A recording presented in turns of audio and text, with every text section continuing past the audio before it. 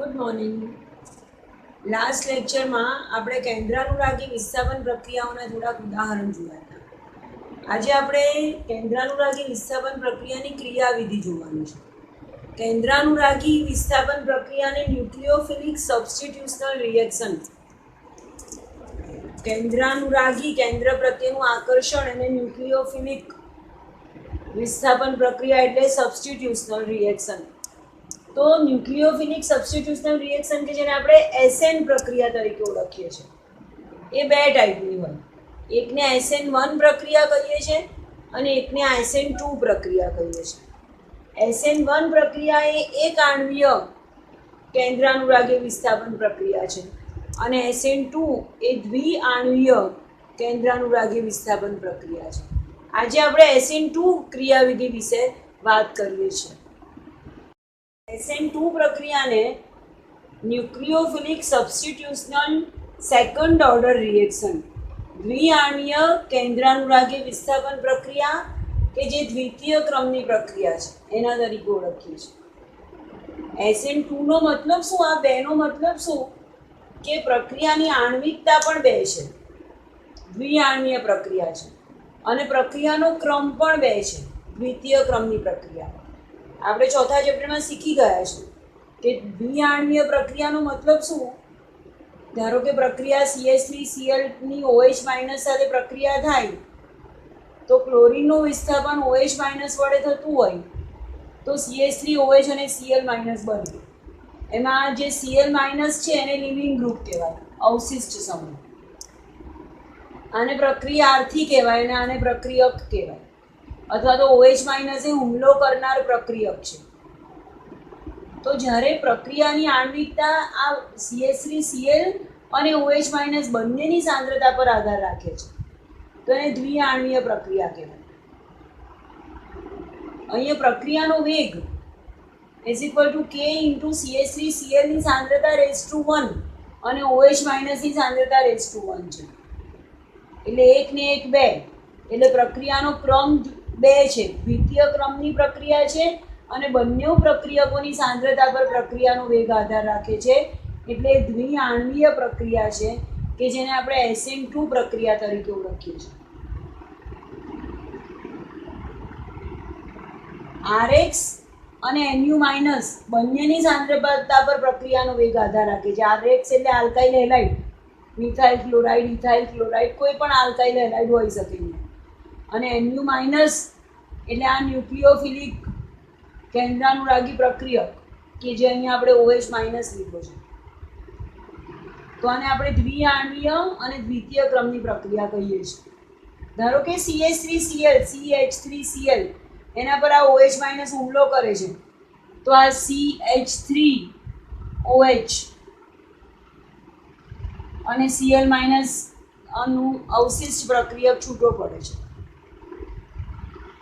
તો અહીંયા આ જે CH3Cl છે એ સમચતુષ્ફલકીય આકાર ધરાવે છે. તમને ખબર છે CH3Cl માં sp3 સમકરણ છે અને સમચતુષ્ફલકીય આકાર છે. તો સમચતુષ્ફલકીય આકાર કેવો હોય કે એમાં એક હાઇડ્રોજન અને એક ક્લોરીન એક જ સમતલમાં છે. આ જે એક જ સમતલમાં છે એને મેં એક સીધી લીટી વડે બતાવ્યું છે. આને ઘન ફાચર કહેવાય. આ જે ડાર્ક બતાવ્યું છે એને ઘન ફાચર કહેવાય. એનો મતલબ કે સમતલની થોડીક આગળની તરફ છે. એક ક્રિયાશીલ સમૂહ એવો છે કે જે સમતલથી આગળની તરફ છે એને ઘન ફાચર વડે બતાવીએ છીએ, અને એક ક્રિયાશીલ સમૂહ એવો છે કે જે સમતલની પાછળની તરફ છે એને ડેશ ફાચર, આ ડેશ ફાચર વડે બતાવીએ છીએ. એટલે CH3Cl નું બંધારણ કેવું હોય કે આ ધારો કે એક જ સમતલ છે બોર્ડનું, તો કાર્બન સાથે એક હાઇડ્રોજન અને એક ક્લોરીન એ ત્રણ વસ્તુ આ જ સમતલમાં છે. પણ એક હાઇડ્રોજન એવો છે કે આ સમતલ કરતાં થોડો આગળની તરફ છે અને એક હાઇડ્રોજન એવો છે કે આ સમતલની થોડોક પાછળની તરફનું છે. અને જે આખું બંધારણ ઊભું થાય એ સમચતુષ્ફલકીય બંધારણ છે. હવે એના પર જ્યારે OH- એટેક કરે છે અને જો SN2 રિએક્શન છે તો જે નવી નીપજ મળે છે એ આ ટાઈપની છે. હમણાં તમે એવું યાદ રાખો છો કે અહીંની સાથે હાઇડ્રોજન, ક્લોરીન અને હાઇડ્રોજન જે જોડાયો છે, આ Cl નું વિસ્થાપન OH વડે તો પણ અહીંયા Cl જમણી બાજુ છે અને મળતો OH ડાબી બાજુ છે. આ ત્રણે ત્રણ ક્રિયાશીલ સમૂહ એનો વિન્યાસ બદલાઈ જાય છે. કાર્બનની આ બાજુ ત્રણે ત્રણ દોર્યા છે અને જે નિપજ મળી એમાં ત્રણે ત્રણ ક્રિયાશીલ સમૂહ કાર્બનની પેલી બાજુ દોર્યા છે. એનો વિન્યાસ બદલાઈ જાય છે. એવું કેમ થાય છે એ આપણે પાછળ જોઈએ છીએ. એટલે ધારો કે આપણે પ્રક્રિયા આવી રીતે બતાવીએ કે CH3Cl, આ CH3Cl છે, આ CH3Cl છે કે જેમાં આ કાર્બન છે,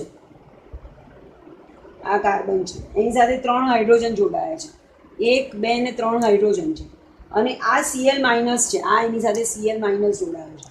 આવું બંધારણ છે. હવે એના પર આ હુમલો કરનાર પ્રક્રિયક Nu minus, nucleophilic substitutional reactant Nu minus હુમલો કરનાર પ્રક્રિયક કે જે ઋણ આયન ધરાવે છે એ એના પર ધારો કે હુમલો કરે છે.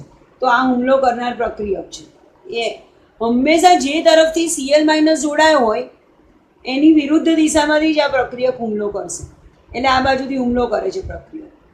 હવે જ્યારે આ OH માઇનસ એના પર હુમલો કરે છે તો આ એક વચગાળાની સંક્રાંતિ અવસ્થા મળે છે.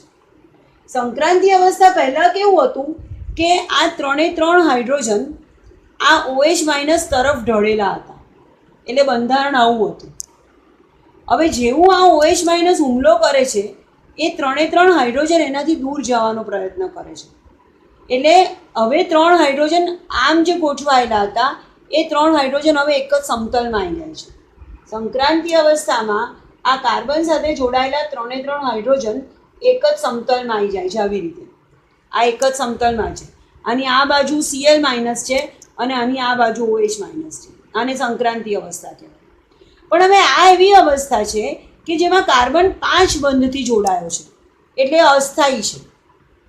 તો હવે આગળ શું થશે કે આ જે અવશિષ્ટ સમૂહ છે Cl માઇનસ એ ધીરે ધીરે બંધ નિર્બળ બનીને આ બંધ તૂટતો જશે અને આ OH માઇનસ વાળો બંધ પ્રબળ બનતો જશે. એટલે એના પછીની કન્ડિશન કેવી આવશે કે આ Cl માઇનસ જે છે એ બંધ તૂટી ગયો અને એને બદલે OH માઇનસ બંધ એની સાથે જોડાઈ ગયો. પણ બીજી પરિસ્થિતિમાં શું થશે કે પહેલાં જેવું હતું કે આ OH માઇનસ સાથે 3 હાઇડ્રોજન આમ જોડાયા હતા, પછી સંક્રાંતિ અવસ્થામાં આમ થઈ ગયા અને જ્યારે OH માઇનસ એની સાથે જોડાઈ જાય છે તો એ 3નો વિન્યાસ આમ થઈ જાય છે. 3 હાઇડ્રોજનની ડિરેક્શન બદલાઈ જાય છે. આ જે નવું બંધારણ મળ્યું એ નવી નિપજ છે કે જેમાં Cl માઇનસ જતો રહ્યો અને OH માઇનસ જોડાઈ ગયો. જે નવી નિપજ મળશે એમાં કેવું થશે કે આ 3 હાઇડ્રોજન જે આ બાજુનો વિન્યાસ ધરાવતા હતા ડાબી બાજુનો, એ નવું જે બંધારણ મળ્યું એમાં જમણી બાજુનો વિન્યાસ ધરાવે છે. Cl માઇનસ લિવિંગ ગ્રુપ અવશિષ્ટ સમૂહ છૂટો પડી જાય છે અને આ જે ન્યુક્લિયોફિલિક રિએક્ટન્ટ હતો કેન્દ્રાનુરાગી પ્રક્રિયક એ એની સાથે જોડાઈ જાય છે. પણ પ્રક્રિયા નિપજ દરમિયાન તમે જુઓ છો કે જે 3 CH બંધ હતા એ OH માઇનસ થી દૂરની તરફ જતો થાય છે. એટલે કાર્બનનો વિન્યાસ ઉલટાઈ જાય છે. આ કાર્બનનો જે વિન્યાસ આવો હતો એ એકદમ ઓપોઝિટ થઈ ગયો. જે રીતે પવનમાં છત્રી ઉલટાઈ જાય છે એવું સેમ ટુ સેમ બંધારણ અહીંયા બને છે. તો આ પ્રકારનું જે વિસ્થાપન પ્રક્રિયા થાય છે કેન્દ્રાનુરાગી વિસ્થાપન પ્રક્રિયા, એને આપણે SN2 પ્રક્રિયા, દ્વિઆણ્વીય કેન્દ્રાનુરાગી વિસ્થાપન પ્રક્રિયા તરીકે ઓળખીએ છીએ. અહીંયા આજે સંક્રાંતિ અવસ્થા વાળી નિપજ મળી એ અસ્થાયી બંધારણ છે, કારણ કે એમાં કાર્બનની 5 સંયોજકતા છે, એટલે આનું અલગીકરણ શક્ય નથી. પ્રક્રિયક આમાંથી ડાયરેક્ટ આ જ નિપજ મળે છે અને અહીંયા આનો વિન્યાસ ઉલટાઈ ગયો. CH3Cl નું જે આપણે ઓરિજિનલ બંધારણ આવું દોર્યું હતું અને આ કાર્બનનો વિન્યાસ ઉલટાઈ ગયો. એ વિન્યાસ ઉલટાઈ ગયો એને વિન્યાસનું વ્યુત્ક્રમણ, ઇન્વર્ઝન ઓફ કોન્ફિગરેશન એવી રીતે ઓળખીએ છીએ. તો SN2 પ્રક્રિયામાં વિન્યાસનું વ્યુત્ક્રમણ થાય છે. હવે આ જે હુમલો કરનાર પ્રક્રિયક છે Nu માઇનસ એ અવશિષ્ટ સમૂહ, આ લિવિંગ ગ્રુપ છે અવશિષ્ટ સમૂહ. હુમલો કરનાર પ્રક્રિયક અવશિષ્ટ સમૂહ ધરાવતા કાર્બનની જ્યારે નજીક આવે છે ત્યારે કાર્બન પાસે જે વિસ્થાપક સમૂહ છે, અહીંયા એની પાસે 3 આ કાર્બન આપણે જે ઉદાહરણ લીધું છે એમાં 3 વિસ્થાપક સમૂહ તરીકે હાઇડ્રોજન છે. આ વિસ્થાપક સમૂહ આનો અવરોધ કરે છે અને દાખલ થતા અટકાવે છે. અવરોધકતા ઉત્પન્ન થાય છે આ વિસ્થાપક સમૂહને કારણે. હવે જેટલો કાર્બન સાથે જોડાયેલા આ વિસ્થાપક સમૂહ જેટલા નાના એટલો અવરોધ ઓછો. એટલે અહીંયા 3 હાઇડ્રોજન સમૂહ જોડાયા છે તો નાના નાના ગ્રુપ જોડાયા છે તો OH ને લાગતો અવરોધ ઓછો છે તો એની પ્રક્રિયા ઝડપથી થાય છે. પણ ધારો કે કાર્બન સાથે જોડાયેલા સમૂહ મોટા હોય, અહીંયા કાર્બન સાથે જોડાયેલા સમૂહ મોટા છે, વિસ્થાપક સમૂહ ના કદ જેટલા મોટા એટલો અવરોધ વધારે.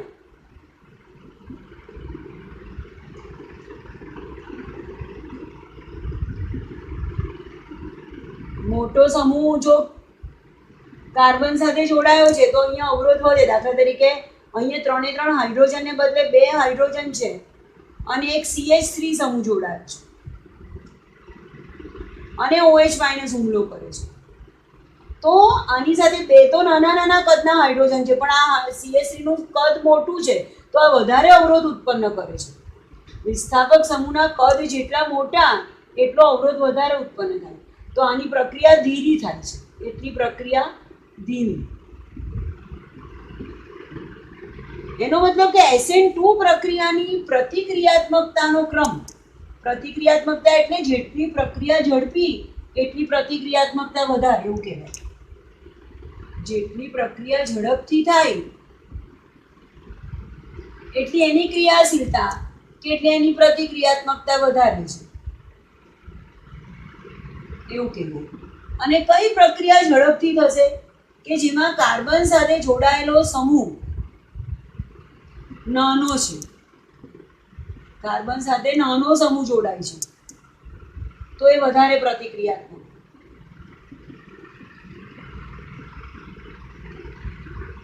એટલે કાર્બન સાથે જો 3 હાઇડ્રોજન જોડાયા છે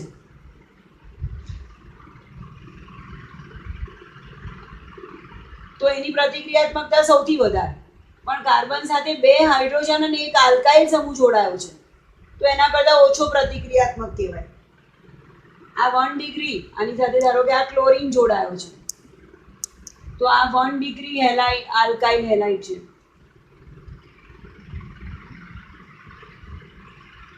આ CH3Cl મિથાઇલ ક્લોરાઇડ છે તે મિથાઇલ હેલાઇડ છે. તો મિથાઇલ હેલાઇડની પ્રતિક્રિયાત્મકતા સૌથી વધારે કારણ કે એની સાથે જોડાયેલો સમૂહ નાના નાના છે. એના કરતાં 1 ડિગ્રી આલ્કાઇલ હેલાઇડની પ્રતિક્રિયાત્મકતા ઓછી કારણ કે એની સાથે એક મોટો સમૂહ છે. એના કરતાં 2 ડિગ્રી આલ્કાઇલ હેલાઇડ લઉં ધારો કે તો એની સાથે 2 મોટા સમૂહ છે તો આની પ્રતિક્રિયાત્મકતા હજી ઓછી થઈ જાય. અને એના કરતાં ધારો કે 3 ડિગ્રી આલ્કાઇલ હેલાઇડ લઉં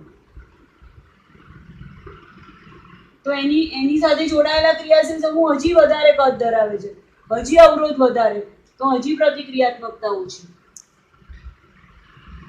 તો SN2 પ્રક્રિયા માટે પ્રતિક્રિયાત્મકતાનો ક્રમ છે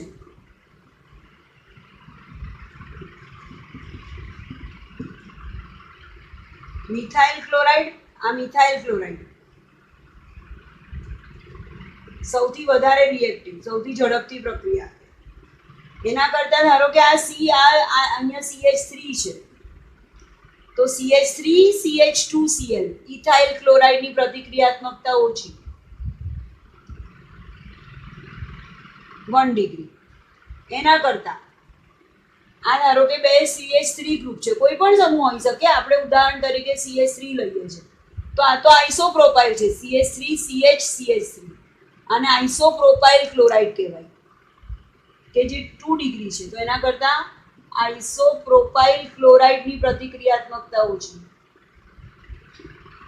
અને અહીંયા ધારો કે 3 CH3 મૂકું તો એને હું તૃતીયક બ્યુટાઇલ સમૂહ કહું છું તો એના કરતાં પણ 3 ડિગ્રી. ઉદાહરણ તરીકે તૃતીયક બ્યુટાઇલ ક્લોરાઇડ એની પ્રતિક્રિયાત્મકતા સૌથી ઓછી છે. તો SN2 માટે પ્રતિક્રિયાત્મકતાનો આ ક્રમ ખાસ યાદ રાખો છો. હવે એક આણ્વીય કેન્દ્રાનુરાગી વિસ્થાપન પ્રક્રિયા કે જેને આપણે SN1 પ્રક્રિયા કહીએ છીએ એની વાત કરીશું. ન્યુક્લિયોફિલિક સબસ્ટિટ્યુશનલ રિએક્શન SN પ્રક્રિયા. અને SN1 નો મતલબ શું કે એ એક આણ્વીય છે અને પ્રથમ ક્રમની પ્રક્રિયા છે. આ એકનો મતલબ કે એક આણ્વીય પ્રક્રિયા છે અને એ પ્રથમ ક્રમની પ્રક્રિયા છે. આ જે પ્રક્રિયા છે બે તબક્કામાં થાય છે. મૂળભૂત રીતે સામાન્ય રીતે ધ્રુવીય પ્રોટિક દ્રાવક એટલે જેમાં H+ હાજર હોય એને પ્રોટિક દ્રાવક કહેવાય. પાણી છે, આલ્કોહોલ છે, એસિટિક એસિડ છે કે જે બધાના આયનીકરણથી H+ છૂટો પડે છે એ બધામાં આ ટાઈપની વિસ્થાપન પ્રક્રિયા થતી હોય છે. દાખલા તરીકે તૃતીયક આલ્કાઇલ હેલાઇડનું કોઈ પણ ઉદાહરણ લઈએ તો આ 2-bromo 2-મિથાઇલ પ્રોપેન છે. હેલોજન સાથે જોડાયેલો કાર્બન બીજા 3 કાર્બનને જોડાયો છે. તો આ તૃતીયક 3 ડિગ્રી આલ્કાઇલ હેલાઇડ છે અને એના પર OH- Nu- જ્યારે હુમલો કરે છે તો SN1 પ્રક્રિયા થાય છે. Br- નું વિસ્થાપન OH- વડે થઈ જાય છે. Br ગયો અને OH જોડાઈ ગયો અને આ Br- જે ગયો એને લિવિંગ ગ્રુપ કહેવાય, અવશિષ્ટ સમૂહ. તો આ પ્રકારની જે પ્રક્રિયા એને આપણે SN1 રિએક્શન તરીકે. એક આણ્વીય કેન્દ્રાનુરાગી SN1 પ્રક્રિયાનો વેગ is equal to K × R⁻1. R એ પ્રક્રિયક છે. ધારો કે આપણી પ્રક્રિયા આવી છે તૃતીયક બ્યુટાઇલ બ્રોમાઇડની OH- સાથેની પ્રક્રિયાની આપણે વાત કરીએ છીએ કે આને પ્રક્રિયક કહેવાય. તો ફક્ત CH3 થ્રાઇસ CBr ની સાંદ્રતા પર જ પ્રક્રિયાનો વેગ આધાર રાખે છે. આની સાંદ્રતા પર પ્રક્રિયાનો વેગ આધાર નથી રાખતો. પ્રક્રિયાનો વેગ ફક્ત પ્રક્રિયકની સાંદ્રતાના (1) એક ઘાતના સમપ્રમાણમાં. એટલે એને એક આણ્વીય પ્રક્રિયા અને એટલે એને પ્રથમ ક્રમની પ્રક્રિયા કહીએ છીએ. પ્રક્રિયાનો વેગ ફક્ત આલ્કાઇલ હેલાઇડની સાંદ્રતા પર આધાર રાખે છે. કેમ? કારણ કે પ્રક્રિયા અહીંયા બે તબક્કામાં પૂરી થાય છે. પહેલા તબક્કામાં આ આલ્કાઇલ હેલાઇડનું વિઘટન થાય છે. CH3 થ્રાઇસ CBr જે આલ્કાઇલ હેલાઇડ છે એનું પહેલા તબક્કામાં આ CBr બંધ તૂટી જાય છે અને આ કાર્બોકેટાયન CH3 થ્રાઇસ C+ આ કાર્બોકેટાયન અને Br- છૂટો પડે છે. વિઘટનની પ્રક્રિયા થાય છે. અહીંયા આ જે CBr બંધ છે એને તોડવા માટે ઉર્જાની જરૂર પડે છે. આ CBr બંધ તૂટે છે, એક કાર્બોકેટાયન અને એક અવશિષ્ટ સમૂહ એવી રીતે એનું વિઘટન થાય છે. આ જે છે પ્રક્રિયાનો ધીમો તબક્કો છે. આપણે ચોથા ચેપ્ટરમાં શીખી ગયા છે કે જે ધીમો તબક્કો હોય એ વેગ નિર્ણાયક તબક્કો હોય. એટલે આ પહેલો તબક્કો પ્રક્રિયાનો વેગ નિર્ણાયક કરે છે. એટલે પ્રક્રિયાનો વેગ ફક્ત આ પહેલા તબક્કાના પ્રક્રિયકની સાંદ્રતા પર આધાર રાખે છે. અને આ જે તબક્કો છે ધીમો અને પ્રતિવર્તી છે. બીજા તબક્કામાં આ જે કાર્બોકેટાયન છૂટો પડ્યો CH3 થ્રાઇસ C+, એના પર OH- એટેક કરે છે કેન્દ્રાનુરાગી પ્રક્રિયા અને એની સાથે જોડાઈ જાય છે અને CH3 થ્રાઇસ COH નિપજ મળે છે. અહીંયા પ્રક્રિયામાં બંધને તોડવા માટે CBr બંધને તોડવા માટે જે જરૂરી ઉર્જા છે એ પ્રોટોન એટલે H+ દ્વારા હેલાઇડ આયનના દ્રાવક યોજન દ્વારા થાય છે. હેલાઇડ આયન આપણે પ્રક્રિયા કરીએ છીએ CH3 થ્રાઇસ CBr ની OH- સાથે. તો આ Br- જે હાજર છે પ્રક્રિયામાં એની આજુબાજુ આ H+ દ્રાવક યોજન કરે છે અને એની આજુબાજુ લેયર બનાવી દે છે અને પરિણામે ઉત્પન્ન થતી ઉર્જા આ CBr બંધને તોડવા માટે વપરાઈ જાય છે. CBr બંધને તોડવા માટે જરૂરી ઉર્જા એ H+ પ્રોટોન દ્વારા હેલાઇડ આયનના દ્રાવક યોજન દ્વારા SN1 ક્રિયાવિધિમાં પ્રાપ્ત થાય છે. હવે SN1 ની ક્રિયાવિધિની સરળતા અથવા તો પ્રતિક્રિયાત્મકતા નક્કી કરવી હોય તો પ્રથમ તબક્કામાં મળતો કાર્બોકેટાયન જેટલો વધારે સ્થાયી એટલી નિપજનું નિર્માણ ઝડપથી થાય અને એટલી પ્રક્રિયાની પ્રતિક્રિયાત્મકતા વધારે છે એવું કહેવાય. ધારો કે તૃતીયક આલ્કાઇલ હેલાઇડ છે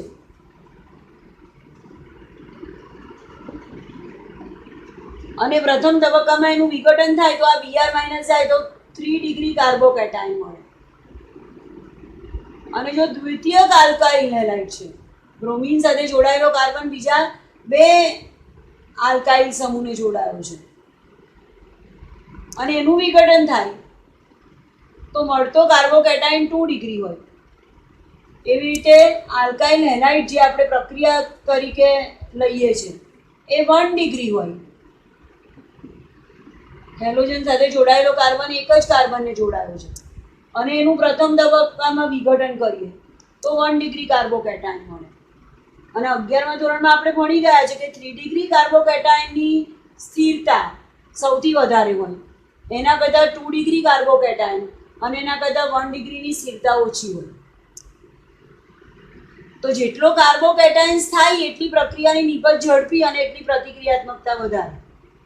કાર્બોકેટાયનની સ્થિરતાનો ક્રમ 3 degree greater than 2 degree greater than 1 degree છે અને એટલે SN2 પ્રક્રિયાની પ્રતિક્રિયાત્મકતાનો ક્રમ મળશે 3 degree greater than 2 degree greater than 1 degree. SN2માં આપણે પ્રતિક્રિયાત્મકતાનો ક્રમ આવો જોયો અને SN1ની પ્રતિક્રિયાત્મકતાનો ક્રમ એના કરતાં ઊંધો છે. તૃતીય કાર્બોકેટાયનની SN1 પ્રક્રિયા સૌથી ઝડપી થાય અને 1 ડિગ્રી કાર્બોકેટાયનની SN1 પ્રક્રિયા સૌથી ધીમી થાય. તો તૃતીય કાર્બોકેટાયન હોય, દાખલા તરીકે 3 ડિગ્રી તૃતીય બ્યુટાઇલ બ્રોમાઇડ, તો એની SN1 પ્રક્રિયા ઝડપથી થાય છે. પ્રક્રિયા થાય કેવી રીતે કે જે બાજુથી કાર્બન સાથે બ્રોમિન જોડાયો હતો એ જ બાજુ પર OH જોડી જાય, વિસ્થાપન થઈ ગયો, બ્રોમિનનું OH હોય. તો અહીંયા વિન્યાસ જેવો હતો કાર્બનનો એવો ને એવો જ રહ્યો અને વિન્યાસનું ધારણ કહેવાય. આગળના ટોપિકમાં આપણે વિન્યાસનું ધારણ એટલે શું અને વિન્યાસનું વ્યુત્ક્રમણ એટલે શું એ થોડું ડિટેલમાં સમજીશું. અહીંયા SN1 પ્રક્રિયામાં વિન્યાસનું ધારણ થાય છે. આપણે આગળ જોયું કે SN2માં વિન્યાસનું વ્યુત્ક્રમણ થાય છે. એલાઇનિક અને બેન્ઝાઇલિક હેલાઇડની SN1 પ્રક્રિયાઓની પ્રતિક્રિયાત્મકતા ઊંચી છે. એલાઇનિક એટલે શું? હેલોજન સાથે, ધારો કે અહીંયા હેલોજન જોડાયો છે CH2Br અને હેલોજન સાથે જોડાયેલો કાર્બન sp3 સંકૃત છે પણ એની સાથે જોડાયેલો કાર્બન sp2 સંકૃત છે, દ્વિબંધ ધરાવે છે, તો આ એલાઇનિક કાર્બન કહેવાય. અને આનો Br માઇનસ જાય તો આ કાર્બોકેટાયન બન્યો. પણ આ કાર્બોકેટાયન સંસ્પંદન બંધારણ ધરાવે. આ દ્વિબંધ કે જે આ 2 કાર્બન વચ્ચે હતો, આને હું સપોઝ C1 કહું, આને C2 કહું ને આને C3 કહું, તો C1 C2 વચ્ચે જે દ્વિબંધ હતો અને C1 પર જે કાર્બોકેટાયન હતો એ કાર્બોકેટાયન હવે C3 પર જતો રહ્યો અને દ્વિબંધ C1 C2 વચ્ચે આવી ગયો. અહીંયાનો દ્વિબંધ અને અહીંયાનો કાર્બોકેટાયન શિફ્ટ થઈ ગયા.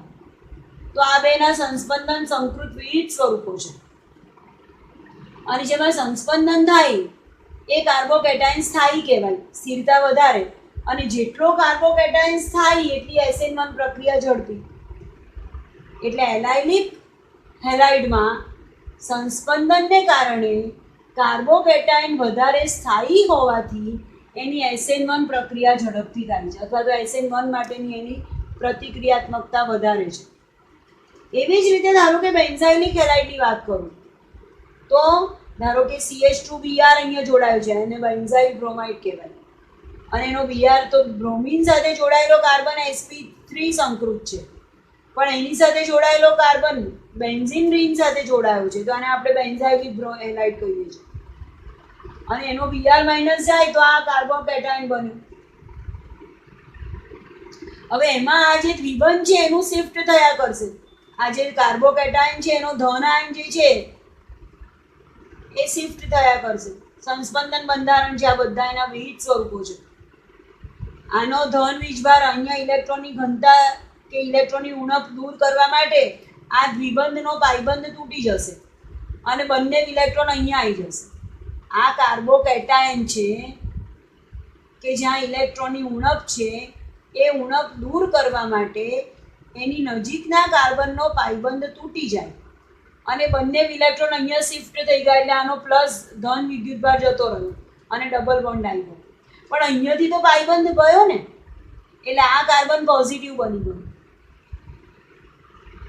હવે ફરીથી આની ઉણપ દૂર કરવા માટે આ પાઈબંધ આ બાજુ શિફ્ટ થઈ જશે, અહીંયા આવી ગયો પાઈબંધ, એટલે આ પ્લસની ઉણપ અહીંયા કાર્બોકેટાઇન જતો રહ્યો, ઉણપ દૂર થઈ ગઈ, પણ અહીંયાથી ઇલેક્ટ્રોન અહીંયા આવ્યો, તો આ કાર્બન હવે ઇલેક્ટ્રોનની ઉણપ ધરાવે છે, તો અહીંયા પ્લસ ચાર્જ આવી ગયો.